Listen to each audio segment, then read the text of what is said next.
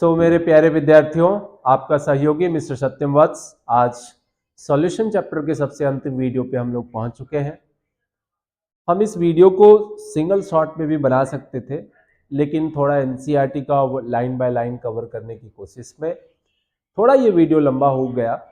But don't worry, the things that I provided on this platform is really remarkable for the point view of your CBSE board exam. And especially I want to inform all those students who will ready to participate in the practical exam too. तो मेरा एक video आएगा जो कि आपके practical exam पे based होगा। खास करके ये वीडियो क्लास 12 के केमिस्ट्री वाले बच्चों को काफी फायदा पहुंचाएगा। How an external will come in your school campus and conduct your board exam, which kind of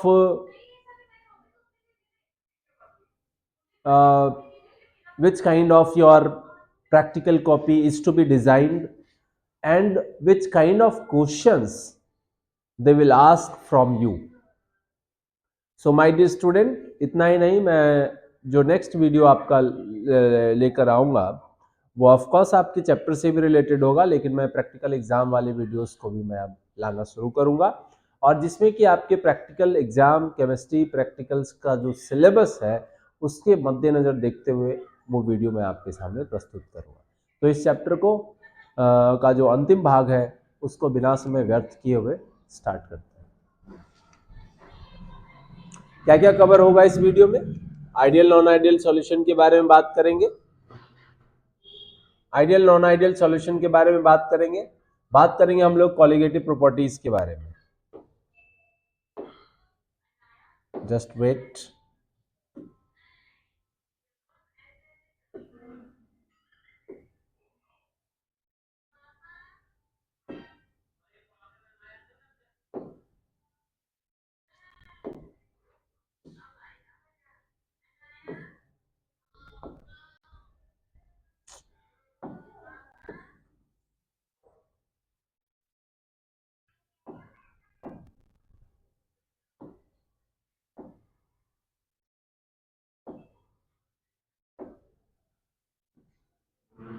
हम लोग बात करेंगे आइडियल और नॉन आइडियल सॉल्यूशन के बारे में, हम लोग बात करेंगे कॉलिगेटिव प्रॉपर्टीज के बारे में, हम लोग बात करेंगे relative lowering of vapour pressure, elevation of boiling point and depression of freezing point, osmosis and osmotic pressure, और लास्ट में बात करेंगे हम लोग abnormal molar mass and want half factor. Abnormal molar मास क्या है, वॉन्ट हाफ फैक्टर क्या है, इस पे भी हम लोग बात करेंगे। My dear students, let's start the video.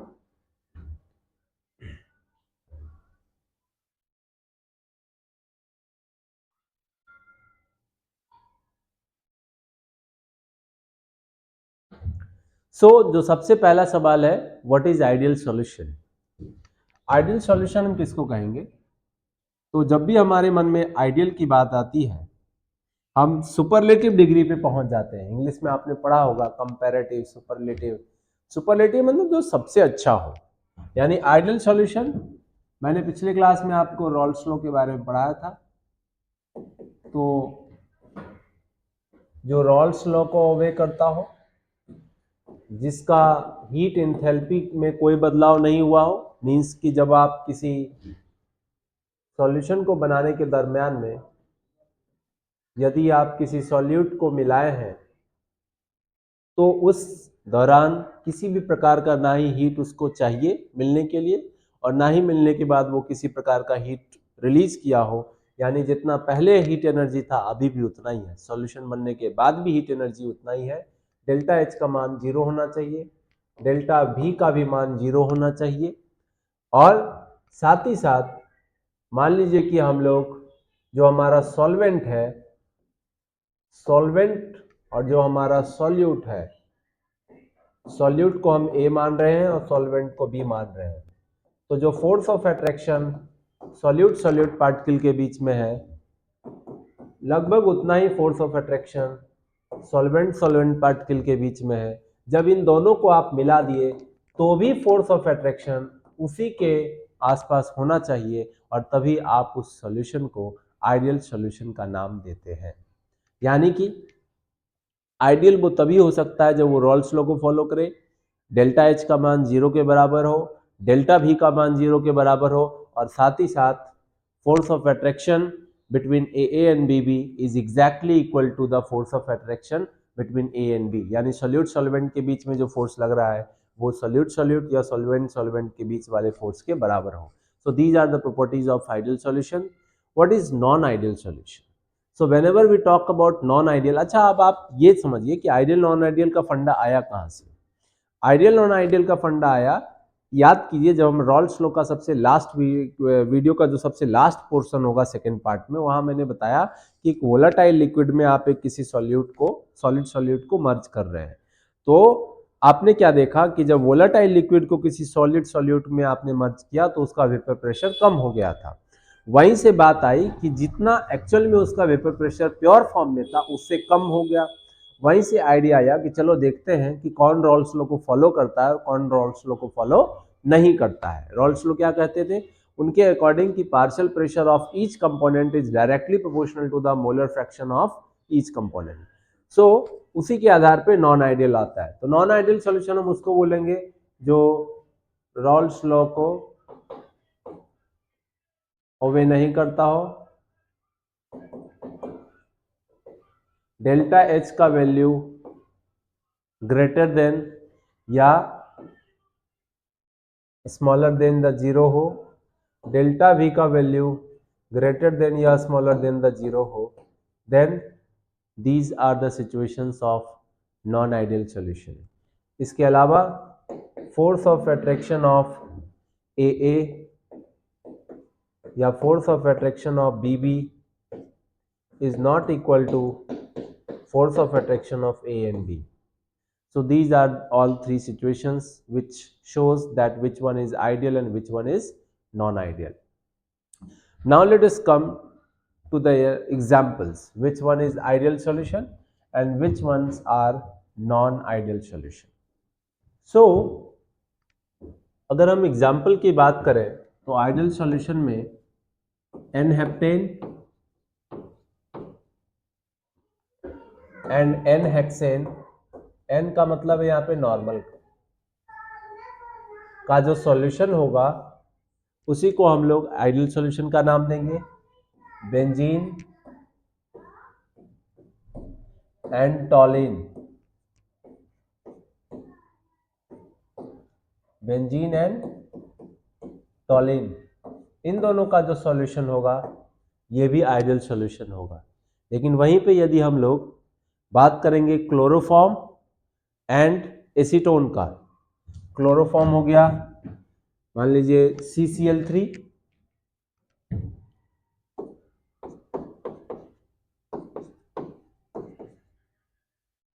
CCl4 बल्कि, लेकिन एक बॉन्ड बनेगा यहाँ पे हाइड्रोजन के साथ, वो बॉन्ड बनाएगा, ठीक है।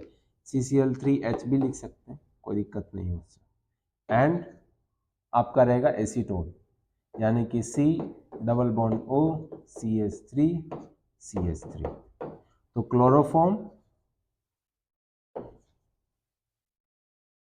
एंड एसीटोन का जो सॉल्यूशन होगा वो आपका नॉन आइडियल सॉल्यूशन का एग्जांपल है।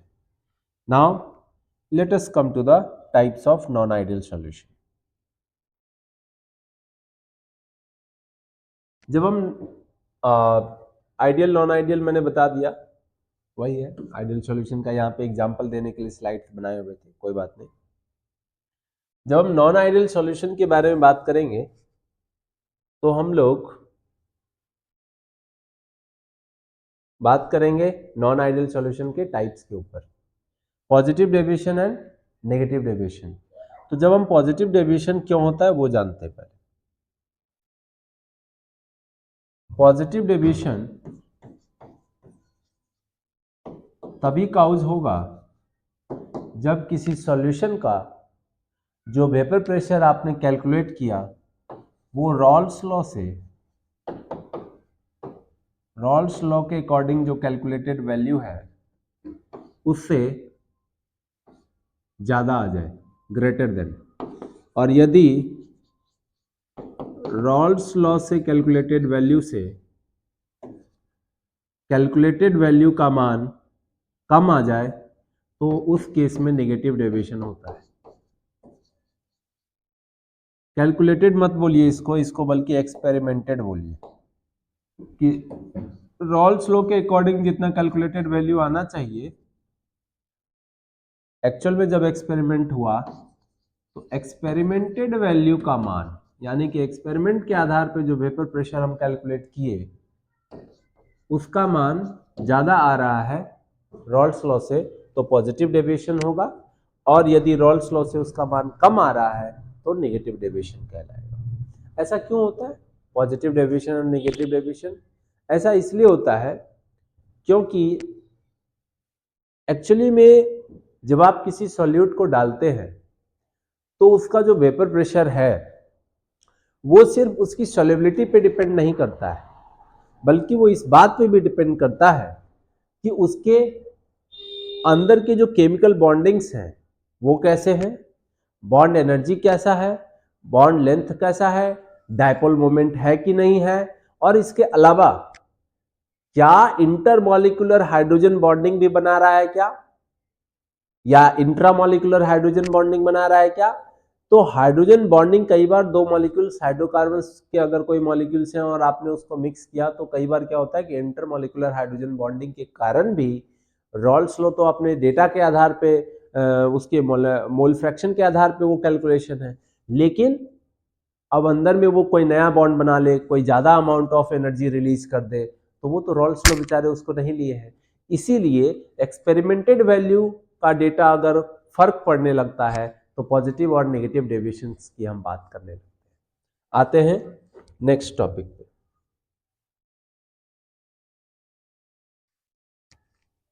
नेक्स्ट टॉपिक, पॉजिटिव डेविएशन क्यों है, नेगेटिव डेविएशन क्यों है, हमने आपको बता दिया।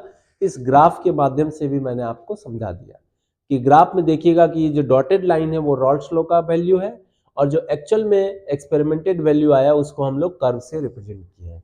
कोई दिक्कत इसमें आपको नहीं होना चाहिए। जब हम पॉजिटिव डेविएशन की बात करते हैं तो पॉजिटिव डेविएशन का मतलब है कि force of attraction between solute and force of attraction between solvent is nearby equal to force of attraction between solute and solvent। ये आइडियल का सिचुएशन था, लेकिन जब पॉजिटिव डेविएशन होगा तो सॉल्यूट एंड सॉल्वेंट के केस वाला फोर्स ऑफ अट्रैक्शन बड़ा हो जाएगा सॉल्यूशन के फोर्स ऑफ अट्रैक्शन से, और जैसे ही फोर्स कम होगा वेपर बनना ज़्यादा आसान हो जाएगा, तो जितना रॉल्स लॉ के अकॉर्डिंग कैलकुलेट होके आना चाहिए उससे ज़्यादा वेपर बनने लगेगा।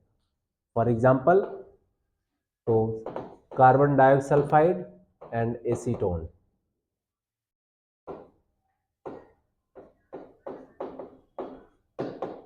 ठीक है, ये किसका एग्जाम्पल है, पॉजिटिव डेविएशन का। जब आप नेगेटिव डेविएशन की बात करते हैं तो force of attraction between solid solid particle and force of attraction between solvent solvent particle is smaller than force of attraction between solute and solvent particles। यानी सॉल्यूशन का जो फोर्स ऑफ अट्रैक्शन है वो ज्यादा हो गया, इस बार कॉलिजन ज्यादा हो रहा है सॉल्यूशन में, किसके कंपैरिजन में, सॉल्वेंट और सॉल्यूट के कंपैरिजन में। इसलिए इस बार वेपर प्रेशर रॉल्स लॉ के अकॉर्डिंग जितना आना चाहिए उससे कम होकर आएगा, क्योंकि फोर्स बढ़ गया है, तो वेपर बनना अब आसान नहीं है।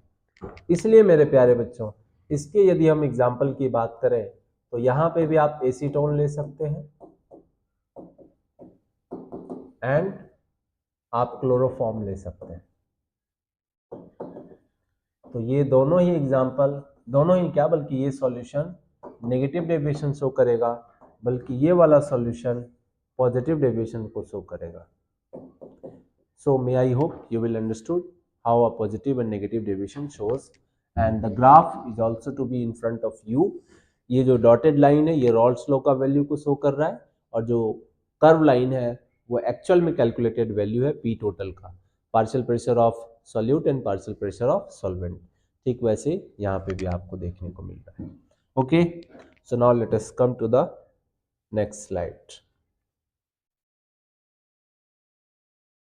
एजियोट्रॉप्स। जब हम नेगेटिव डेविएशन की बात करते हैं तो वहीं से एक टॉपिक निकल कर आता है एजियोट्रॉप्स या एजियोट्रॉपिक मिक्सचर। क्या होता है एजियोट्रॉप्स एंड एजियोट्रॉपिक मिक्सचर? यानी कि a binary solution, a binary मतलब समझ ही रहे होंगे, दो, जिसमें एक सॉल्यूट और एक सॉल्वेंट हो।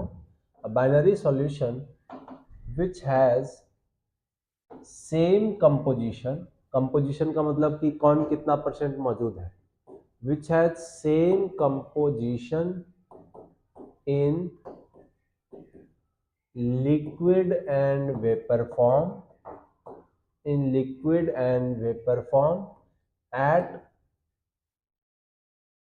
and बल्कि कर दो at नहीं, and it does not goes through fractional distillation। आप इसका नहीं कर सकते हैं क्योंकि ये लिक्विड और वेपर फॉर्म में दोनों एक ही जैसे बन जाते हैं, इसलिए आप इसका ऐसा नहीं है, यानी कि एक अगर सॉल्यूट को आप चाहिएगा कि टेम्परेचर बढ़ा देंगे और सॉल्यूट को हम पहले वेपर बना के निकाल लेंगे तो नहीं होगा। सॉल्यूट के साथ साथ सॉल्वेंट भी आएगा। क्यों? क्योंकि दोनों का कंपोजिशन एकदम सेम हो जाता है। ठीक है, और दोनों बॉयल भी एक ही टेम्परेचर पे होंगे, भले ही जबकि आपने जब लिया था तो दोनों का अलग अलग टेम्परेचर था, लेकिन जब वो एजियोट्रॉप्स बन जाते हैं तो दोनों का बॉइलिंग टेम्परेचर भी सेम हो जाता है। goes through does not goes through fractional distillation। is it clear? और दोनों का क्या होगा? it has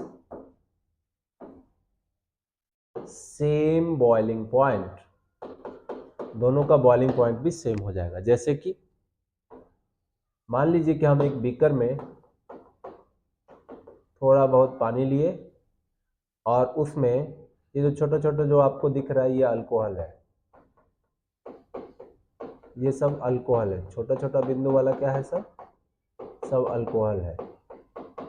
95% अल्कोहल लिए, ये जो सॉल्यूशन बना हुआ है ये 95% अल्कोहल है और 5% मात्र पानी है। और यहाँ पे हम लोग टेम्परेचर या हीट देना सप्लाई करना शुरू किए तो पहले क्या होगा, अल्कोहल उड़ना शुरू करेगा क्योंकि ऐसे भी ज़्यादा है अल्कोहल की मात्रा, 95% इथेनॉल है और 5% आपका वाटर है। तो जैसे आप इसको हीट सप्लाई करेंगे तो इथेनॉल वेपर बनना शुरू करेगा, लेकिन लास्ट में जाके ये थोड़ा सा सॉल्यूशन जब इसका बचेगा, बहुत थोड़ा सा, तो एक्चुअली में क्या हो जाएगा कि जो आपका अल्कोहल है और जो आपका ये वाटर है, इन दोनों का कंपोजिशन सेम हो चुका है, लिक्विड फॉर्म में भी और वेपर फॉर्म में भी। पहले आपका क्या होगा, अल्कोहल सारा ऊपर उठेगा, लेकिन लास्ट में जाके एक ऐसा सॉल्यूशन बन जाएगा जिसका की कंपोजिशन वेपर फॉर्म में भी सेम है, लेकिन दोनों अल्कोहल भी और वाटर भी सेम ही टेम्परेचर पे बॉयल हो रहे हैं। इसका मतलब है कि अगर पानी का आप बॉइलिंग पॉइंट पढ़े हैं 100 डिग्री सेल्सियस पढ़े हैं, यानी केल्विन में बात करें तो 373 केल्विन, या सोनो, तो यदि इसको 100 डिग्री सेल्सियस पे पानी को तो बॉयल होना चाहिए था, लेकिन ये पानी 100 डिग्री सेल्सियस पे नहीं बॉयल हो रहा है। या तो हो सकता है कि ये उससे कम पे बॉयल होना ही शुरू हो जाए, यानी वेपर बनाना शुरू हो जाए, या हो सकता है कि 100 से ज़्यादा भी वेपर बनाना शुरू कर दे। तो उस केस में अगर वो एक्चुअल जो होना चाहिए उससे उसका डेटा कम आ रहा है, यानी कम ही टेम्परेचर पे वो बॉयल होना शुरू कर गया वो मिक्सचर, तो उसको आप मिनिमम बॉइलिंग एजियोट्रॉप्स बोलेंगे।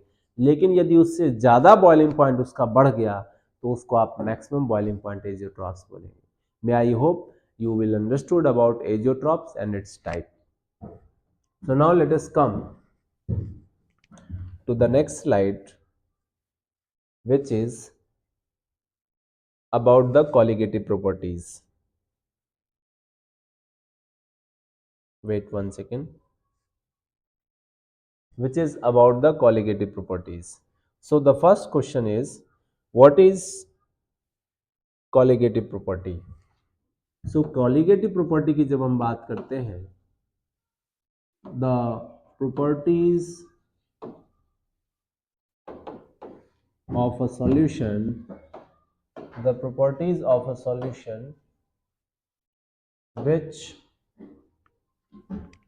only depends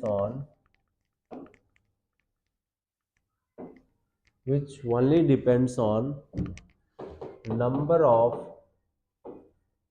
solute particles. It does not depend on the nature of solute and solvent.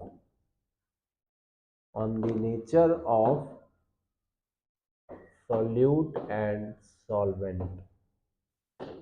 ठीक है, जो सिर्फ उसके नंबर ऑफ पार्टिकल से उसको लेना देना। वैसे सॉल्यूशन की प्रॉपर्टीज जिसको सिर्फ सॉल्यूट के नंबर ऑफ पार्टिकल से लेना देना है, सॉल्यूट का नेचर कैसा है या सॉल्वेंट का नेचर कैसा है, उससे उसको कोई लेना देना नहीं। ऐसे प्रॉपर्टीज को आप कॉलिगेटिव प्रॉपर्टीज का नाम देते हैं। नाउ लेट अस कम, कौन कौन से कॉलिगेटिव प्रॉपर्टीज हैं? तो पहला आपका है relative lowering vapour pressure, relative lowering vapour pressure. दूसरा है आपका elevation of boiling point,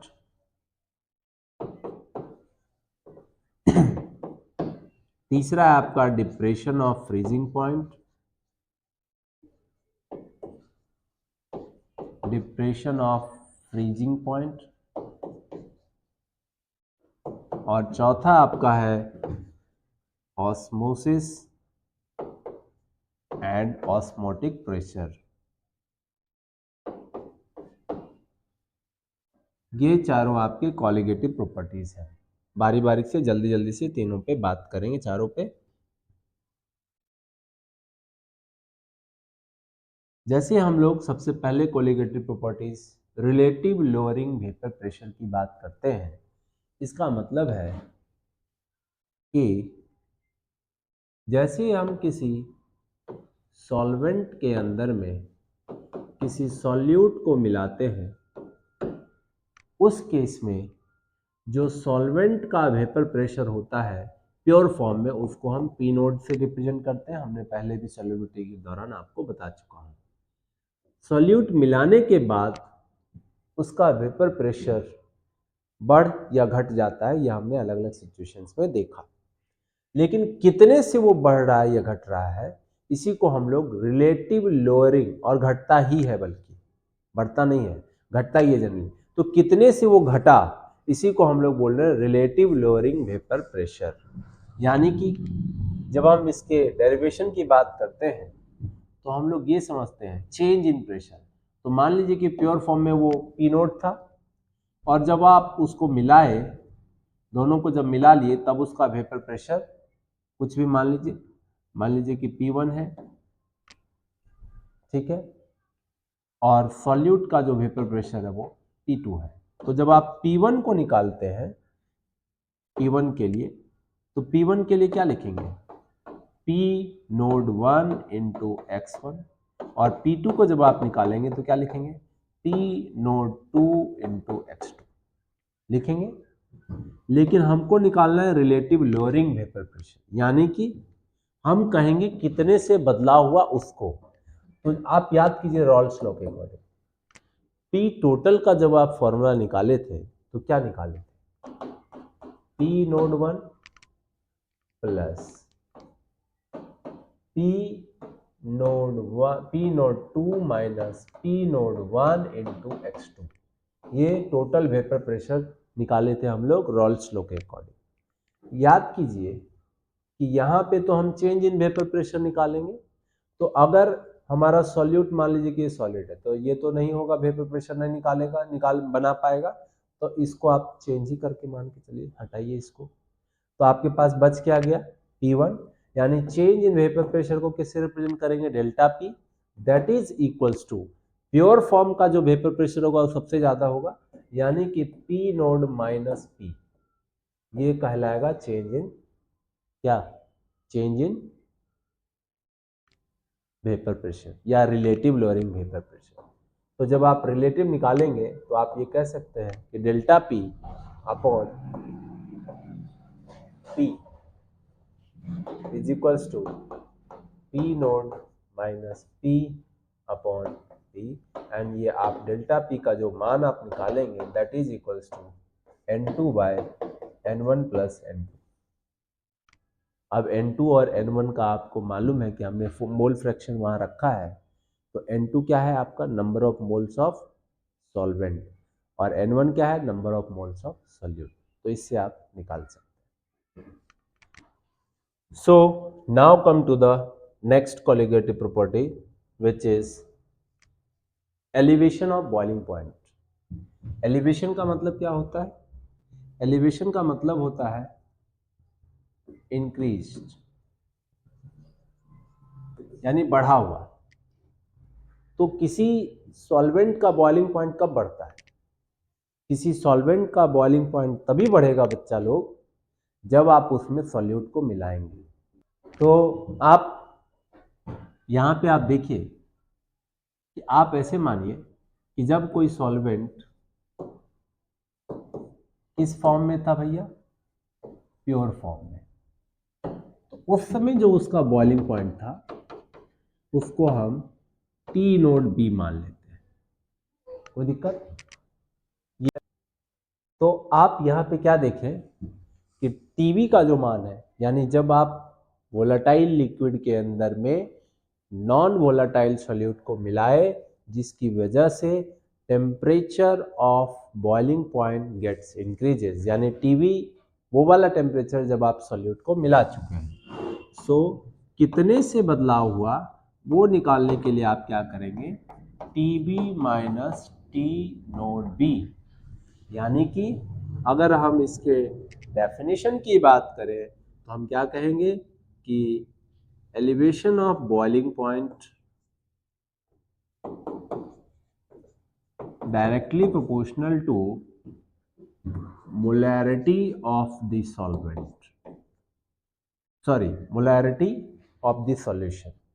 molarity को हम किससे डिनोट करते हैं, छोटा m से, यानी कि अगर हम टीबी की बात करें यहाँ पे डेल्टा टीबी की, that is directly proportional to m, proportionality लगाएंगे तो यहाँ आ जाएगा के बी इंटू एम, और m का फॉर्मूला क्या होता है, m इज द, मान लीजिए कि हमारा जो सॉल्यूट है वो है, उसके मास को हम W2 मान रहे हैं, W2 बाय M2, यानी ये क्या हो गया, ये हो गया number of moles of solute और बाय में मास ऑफ सॉल्वेंट, तो गुना में क्या आ जाएगा, यहाँ पे मास ऑफ सॉल्वेंट की बात करेंगे तो W1 इंटू 1000।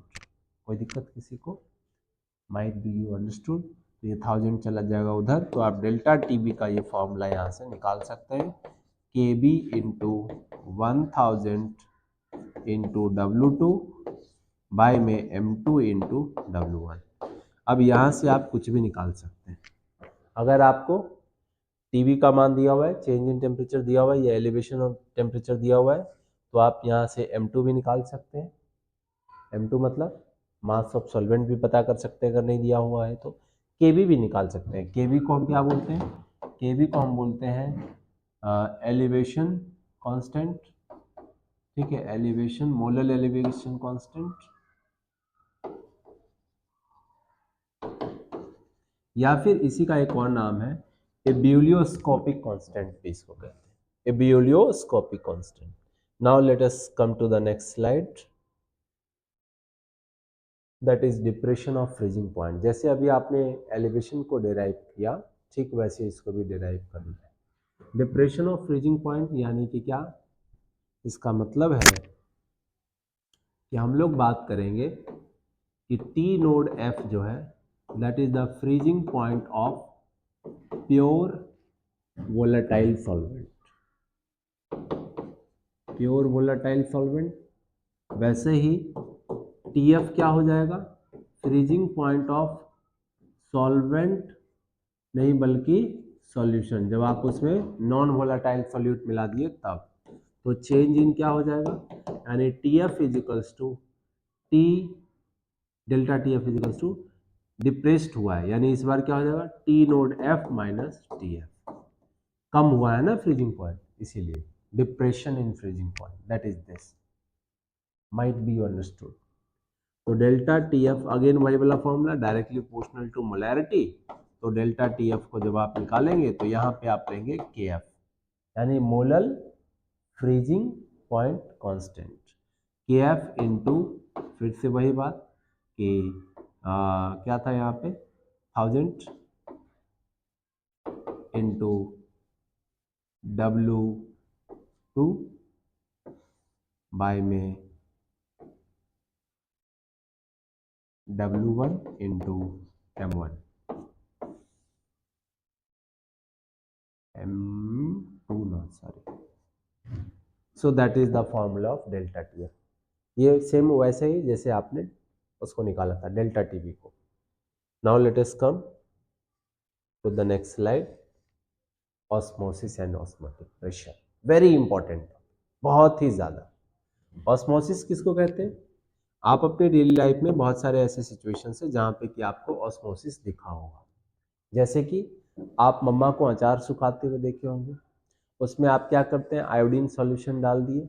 आयोडीन डालने से क्या होता है कि वाटर का जो फ्लो है, बात को समझिएगा, अचार जो है वो सूखने लगता है, सूखता है ना, क्यों सूखता है? क्योंकि जो वाटर के अंदर जो आम के अंदर जो वाटर है वो उसका फ्लो आम से निकल करके आयोडीन की तरफ आ रहा है, इज इट क्लियर? इसलिए वो पकता भी है, सिकुड़ता भी है और सूखता भी है।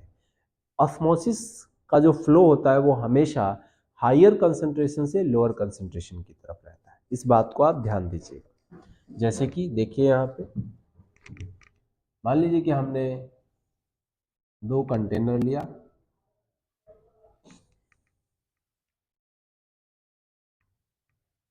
एक बहुत ही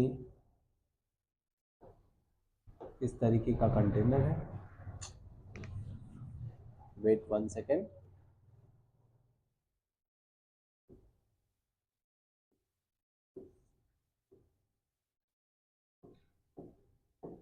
इसको आप एसपीएम बोलते हैं, सेमी परमिएबल मेम्ब्रेन, यानी यहाँ से ये कुछ खास सब्सटेंस को ही अपने में से पार कर सकता है, सारा सब्सटेंस एसपीएम से फ्लो नहीं हो पाता है। और इसी को हम एक दूसरा कंटेनर से कनेक्ट कर दिए, इसके अंदर हमारा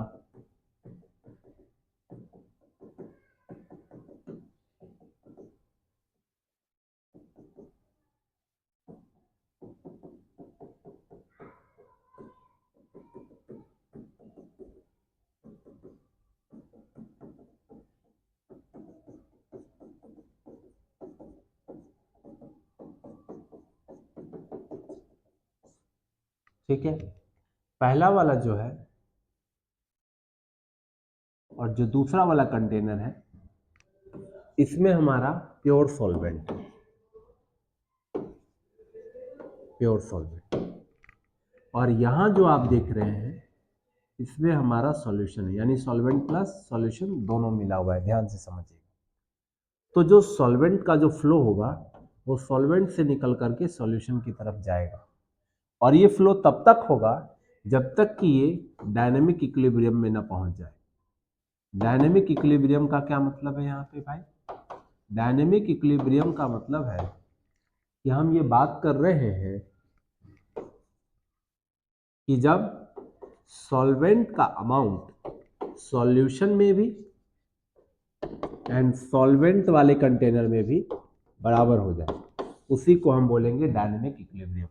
यानी इसमें से फ्लो होता रहेगा, क्यों? क्योंकि यहाँ पे सॉल्वेंट का कंसंट्रेशन सबसे ज्यादा है, प्योर फॉर्म के सॉल्वेंट को यहाँ रखा गया है, सो हायर कंसंट्रेशन से लोअर कंसंट्रेशन की तरफ बार बार जाएगा।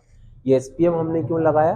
ताकि सॉल्यूशन का कोई सॉलिड पार्टिकल ना इधर आ पाए, नहीं तो फिर इसका भी कंसंट्रेशन डैमेज होने लगेगा, इसलिए हम एसपीएम का प्रयोग करते हैं सेमी परमिएबल मेम्ब्रेन से। तो यहाँ से सॉल्वेंट से पानी निकल के बार बार क्या हो रहा है, किसकी तरफ जा रहा है? सॉल्यूशन की तरफ जा रहा है। कब तक जाएगा? तब तक जाएगा जब तक कि दोनों तरफ का सॉल्वेंट का मान सेम ना हो जाए, और अगर ऐसा हो गया तो that is called dynamic equilibrium. और इस प्रोसेस को आप क्या बोलेंगे? Osmosis. Osmosis, is it clear? तो ऑस्मोसिस क्या है? The flow of a particular substance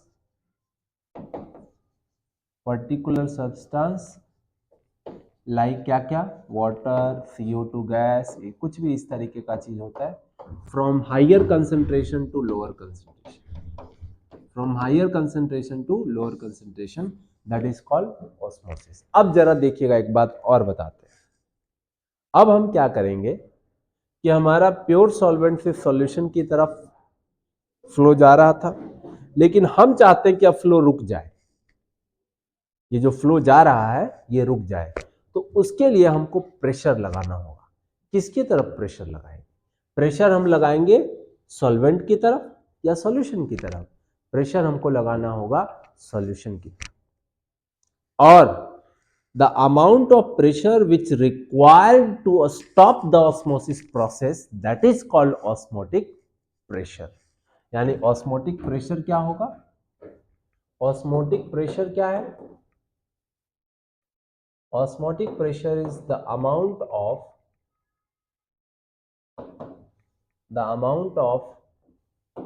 pressure requires to stop the osmosis process। Osmosis के प्रोसेस को रोकने के लिए जितना हम प्रेशर लगा रहे हैं इसके ऊपर, जो भी प्रेशर लगाएंगे, that amount of pressure is known as osmotic pressure. Might be you understood. चलिए नेक्स्ट स्लाइड पे देखते हैं।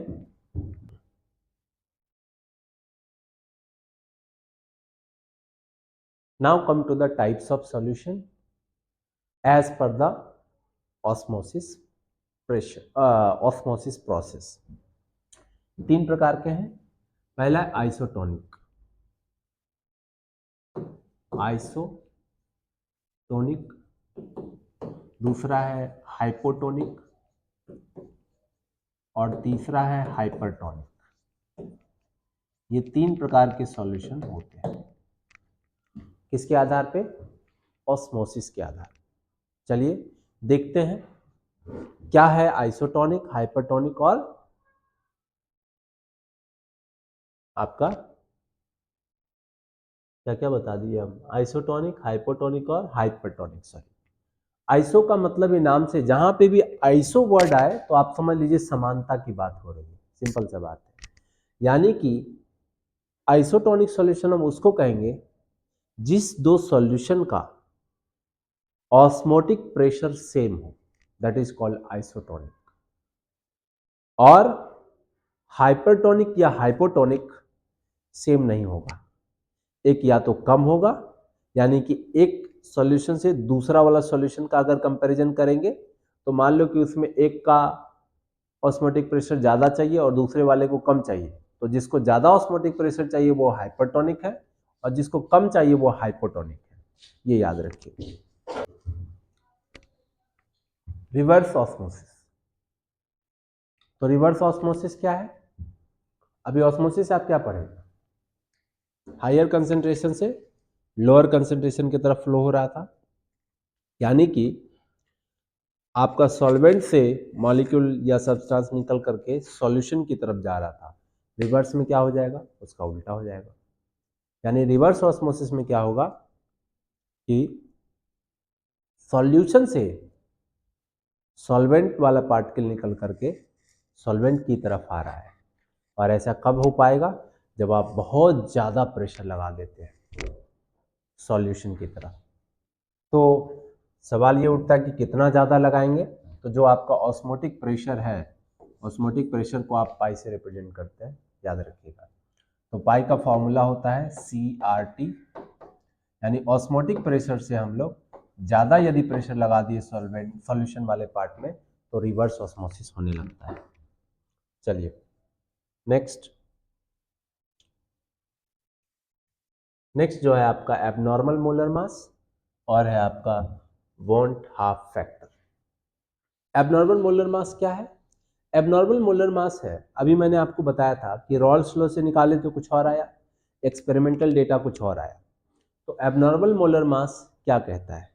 एबनॉर्मल मोलर मास कहता है कि कैलकुलेटेड वैल्यू और एक्सपेरिमेंटेड वैल्यू का जो रेशियो आता है निकल के, that ratio is known as van't Hoff factor. And abnormal molar mass है कि वो कितने से अंतर आया, that is called abnormal molar mass. चलिए देखते हैं, जो रॉल्स लॉ के अकॉर्डिंग जो भी मास या जो भी वैल्यू आया, उससे ज़्यादा या उससे कम कैलकुलेटेड वैल्यू जो आएगा, that is called abnormal molar मास। ठीक है, उसी के आधार पे हम लोग बात करते हैं वॉन हाफ फैक्टर का। तो जब हम वॉन हाफ फैक्टर की बात करते हैं यानी आई की बात करते हैं, तो हम लोग क्या लिखते हैं कि नॉर्मल मोलर मास, नॉर्मल मतलब जो कैलकुलेटेड वैल्यू है, अपॉन आपका हो जाएगा एबनॉर्मल मोलर मास, एबनॉर्मल मोलर मास। इसके अलावा आप एक और चीज लिख सकते हैं, क्या लिख सकते हैं? Calculated colligative property, calculated, wait 1 second, calculated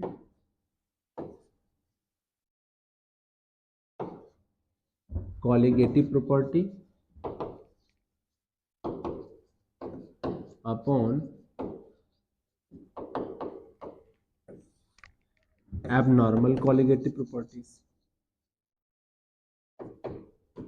ठीक है, इसका एक और चीज आप याद रखिएगा, एसोसिएशन और डिसोसिएशन से भी संबंधित। ठीक है, एसोसिएशन और डिसोसिएशन से भी संबंधित है, इसलिए आयोटा का वैल्यू जो है, खास करके वैसे सब्सटेंस जो पोलर नेचर के हैं, तो उनका डिसोसिएशन मानकर ही चलिए कि होता ही होता है। तो उसमें हम क्या देखते हैं? उसमें हम ये देखते हैं कि डिसोसिएट होने के बाद कितना बचा। मान लीजिए कि उसके मोलर कंसंट्रेशन को हम 1 माने, तो आयोटा इज इक्वल्स टू हो जाएगा 1 minus alpha upon alpha, that is the value of iota. ठीक है, तो ये भी चीज़ आप ध्यान रखिएगा, बाकी यही है। और इस चीज़ को कैलकुलेट करने के लिए, चूंकि हमने देखिए यहाँ कॉलिगेटिव प्रॉपर्टी को लिया है, इसलिए जब भी आप जितना कॉलिगेटिव प्रॉपर्टी हम पढ़ाए हैं, मान लीजिए कि हमने आपको क्या क्या पढ़ाया, हमने आपको रिलेटिव लोअरिंग वेपर प्रेशर बताया, तो रिलेटिव लोअरिंग वेपर प्रेशर में हमने क्या देखा, P note minus P one upon P note का जो फॉर्मूला आपने निकाला, किसके ऊपर, x2 के ऊपर, वहाँ आयोटा लगा। आप अपने पेशेंस के साथ सारे वीडियोस को देखते रहें, क्वेश्चंस की ज़रूर प्रैक्टिस करें। आपको एक दो ऐसा वीडियो हम लाएंगे जो आपके प्रैक्टिकल पे बेस्ड होगा, how to write your answer उस पर बेस्ड होगा, एंड और भी बहुत कुछ आता रहेगा। धन्यवाद। इसी तरीके से केम क्रॉनिकल्स परिवार का हिस्सा बने रहें, इसके लिए जो बने हैं उन सभी का धन्यवाद, और आगे जो अभी बनने वाले हैं, जो बनना चाह रहे हैं, जल्दी से जल्दी केम क्रॉनिकल्स से जुड़िए। आपके लिए कोई बड़ा तोहफा जरूर इंतजार कर रहा है, वो बड़ा तोहफा आपका और हमारे बीच का वो लाइव सेशन है जिसमें हम जुड़ेंगे। धन्यवाद।